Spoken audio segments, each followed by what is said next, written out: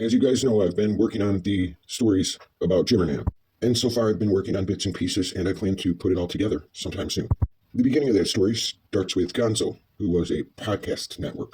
And part of that story is a lawsuit that made TMZ. And while I have all the memories I need, basically, I don't really have a guide, and I'm not so great at outlining what I'm going to say. But I got lucky because I started getting timestamps and clips. People were telling me that somebody who was there, who really sounds knowledgeable, has been talking about this lawsuit. Matter of fact, this guy was named in the actual lawsuit, and I remembered that. So I thought this would help me out a lot if I just kind of used his commentary and did my own commentary on it to add things, if needed, to make it fair use. I'm sure this will really help me out a lot, too, because, I wasn't named in it or anything. I just remember what happened. And maybe there's some things I don't remember. I guess we'll see. So the funny thing is he donated a shit ton of money through his wife's PayPal account. I think the total was like 10 grand or some shit like that. This motherfucker, this Jeff Henson motherfucker gave me $8,000 in the span of 2 months. And then he tried to do, I want to pull this up. It would be fun on a future stream. I'm not going to bore you guys by trying to find it now, but I literally have the entire phone call with a PayPal representative where I have to show her footage of a show where this guy Jeff was donating like $100 donation after $100 donation to get this guy Monotone Matt to do wacky stuff like drink his own urine or do weird stuff, get in his underwear. I had to show a PayPal representative, a female by the way, footage of this guy in his underwear and go, look, see, he donates $100 to have his message show up on the screen. That's how this works. I had probably put through like over $200,000 through PayPal, and they made, I think 3% on every transaction. So I made them a lot of money. I had a business account that was very highly ranked. So instead of having to go through each case by case to try and fight these chargebacks, because he was trying to charge all the $8 grand back, she went, here's what I'm going to do for you. I'm just going to close out all of the cases. So she just, all of them in my favor. So I got to keep this motherfucker's $8 grand. This is the guy whose identity they ended up stealing, but they did a bunch of other shit to him first. Just like here when they paid him to drink his own piss. And by the way, that's not all that happened. And here, Whoosh is willing to do it too.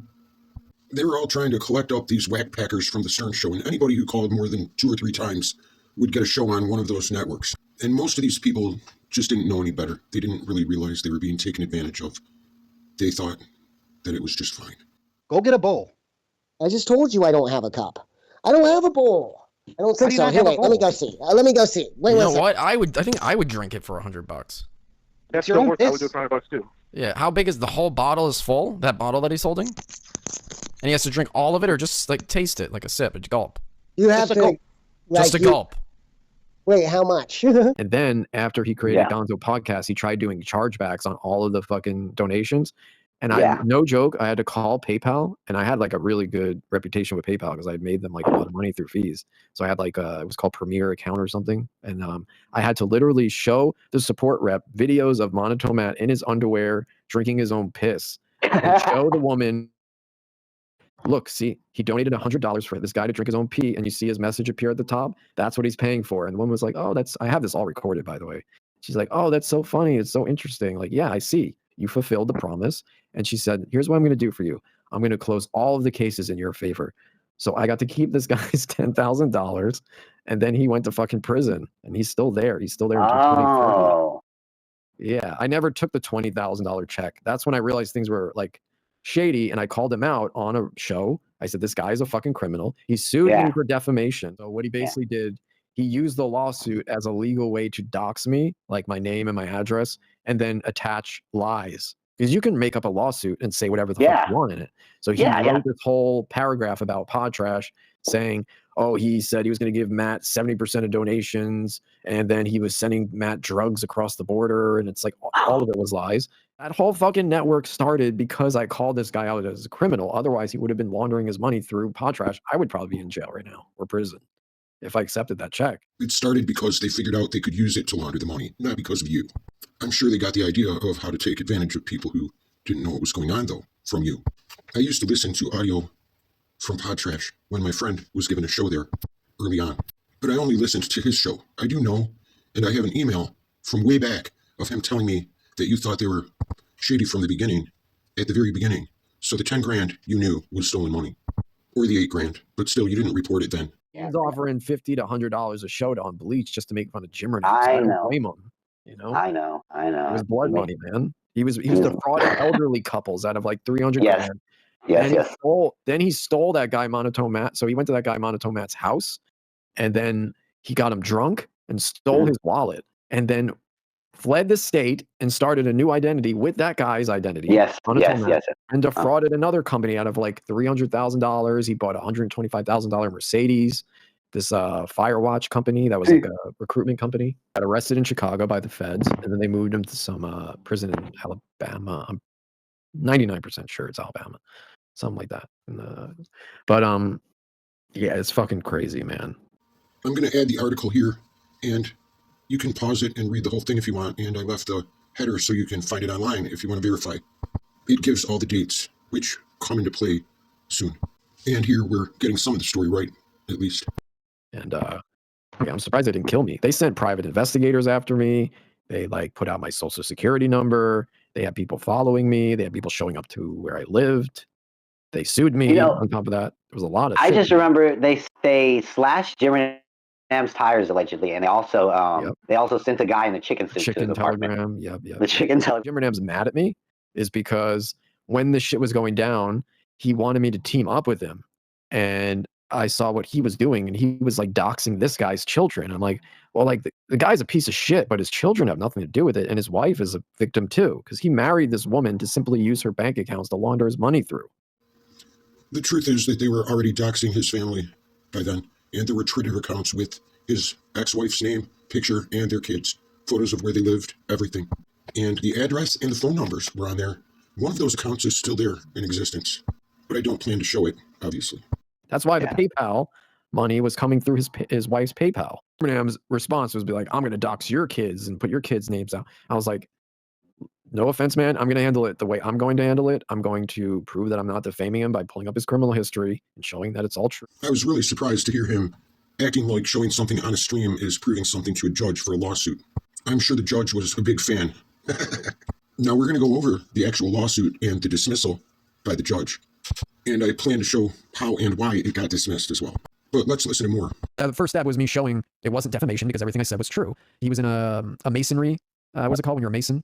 What's the thing called when you're a mason? The thing you go to on Bleach, you know what I'm talking about? The Masonic Lounge. Yeah, the Masonic Lounge. And he had a whole incident with them where they kicked him out because they found out he was a felon and he hid his criminal history from them as well. So all of that shit, I exposed all of it. And then ultimately what ended the defamation lawsuit was sending him to fucking prison. He was hiding out, ducking a warrant for his arrest on a campsite in Chicago. He's saying they found him in Chicago, but here it says he was arrested in Indianapolis, November of 2019, the end of November. And I want to reiterate that the case was dismissed on July 3rd of 2018, not even the same year. And I'm going to show the case. Just bear with me. And all I'll say is that he was cheating on his wife with a woman, that woman, Crystal. And Jimmernam wanted to fight them fire with fire. And I said, you know what's going to happen, man? They're just going to do it back to you. Even worse because they have more money, more resources. And because I denied to team up with him, then like a week later, he's like, Whoosh is a fucking fag, pussy, fuck Whoosh. And then he hated me from then. I took a break. I stopped doing shows for like 5 years. Then 7 years later, this motherfucker mentions me and then claims that I learned how to podcast from him. The actual story he was telling was not about teaching any fucking buddy how to podcast. He was talking about how he was supposed to get paid for helping them with their tech. And there was another guy who was there with them who was also helping. That's all. And he said your name by accident, but you had to make everything about yourself. Like a self-important baby. And I wanted to be him. And it's like, dude, it was like kind of cosmic coincidence where I was thinking about coming back. And then someone, I think it might have been Andy or someone said, hey, Jimmernam's live right now and he's talking about you. What really happened, if you had tried to pay attention, was that he said your name. But I knew the story, and I was in chat that night saying that he was talking about somebody else. It wasn't you. Seems like you had to make it about yourself, though. And when you went up there, you couldn't just have a conversation about how you both got fucked over by these thugs. Instead, you went nuts and acted like a big baby having a temper tantrum. I told you that in a comment, and you deleted it. He wasn't even talking about you. You were irrelevant then, and you kind of still are. The reason the lawsuit was thrown out is because Jeff had a warrant out for his arrest, right? And he knew that I was still friends with Crystal and that he was eventually going to get found. So he wrote me an email and he said, listen, man, let's just call a truce. Let's just like put this all to bed. I'm going to like throw out the lawsuit, blah, blah, blah. And even though he said that to me, I never responded to him. And I was like, it's too little too late, fuck you. Went on to lie and claim that he beat Jeff in a lawsuit and won money. He was like, yeah, I won like millions of dollars. I beat a $8 million lawsuit. None of that is true. It ended because I put the guy in prison. So I guess it's a good thing that somebody I know was able to find this case. And here is the letter from the lawyers asking for the dismissal because they worked it out. See, Jimmer and his lawyer worked it out with Jeff, and they squashed it over the phone. He talked about that live one night years ago. Well, the date on the dismissal is not even the same year as when he was arrested, according to the article. Well, here, I'll show you. Here's the part of the article, and it says he was arrested in November of 2019. And here's the dismissal date, July 2018. Oh, boy. I thought he said he got him arrested and that's what ended the lawsuit. Huh. And at the time of the lawsuit, he had only been to jail once. I think the article also says that his victim, oh yeah, here it is. They discovered the scheme when the victim of the identity theft contacted the company. So he didn't go to prison because of him. In fact, the only reason the lawsuit didn't affect Bush is because Jimmer saved the day. Maybe anyway. I mean, showing on screen that somebody went to jail one time prior to that is not a lifelong criminal record. And you might have been in Canada, but everybody knows that anything you have that's U.S., including your PayPal, your stocks, your bank accounts, I mean, that lawyer could have represented him and won because you didn't show up. Sounds like you at least owe him a handy, buddy. And then Jimmernam jerked off because they put someone paid, it was Jeff actually, who paid for a TMZ article to be written about the podcast war and mentioned Jimmernam and everything. So Jimmernam fed off of that to make it seem like he won this big lawsuit. He didn't do anything. He got docs like a motherfucker. He got chicken suits sent to his house. He got PI sent to his house. Docs, pizzas, all that shit. Got his tires slashed apparently. Tires slashed. I got nothing except like a PI and my information doxed and sued. And I just never responded. He never was able to serve me because I moved to Canada. I just ignored the whole fucking thing. He called a truce and I didn't respond. And then he went to prison. That's all I'm saying. Jimmernam did nothing. He never showed up to court appearances. There was no court case. It was thrown out. So he told a whole bullshit fucking lie. That like he fought a court case and won against Jeff Henson. And here is the case. The dismissal. And I'm going to make it easier to see. Bear with me, people. I'm not so great at this. So Vince was a lawyer that Jimmer knew back then. The second person named is Whoosh. And I have redacted his name. Back then, Jimmer said that they spoke to each other and squashed it. Him and Jeff agreed not to mention each other's names anymore. And this is a motion for a voluntary dismissal by both parties. But Whoosh isn't mentioned there. It says the two lawyers entered a written agreement or settlement. It doesn't say what the settlement was. But we all actually know that if you're being sued for millions of dollars and you don't have to pay for it, you won. It also looks like they added your name, and you got lucky on that one because they really didn't have to. In fact, you told us you put your head in the sand and wished it would go away, and now you want credit for it all. When you settle out of court, somebody still wins.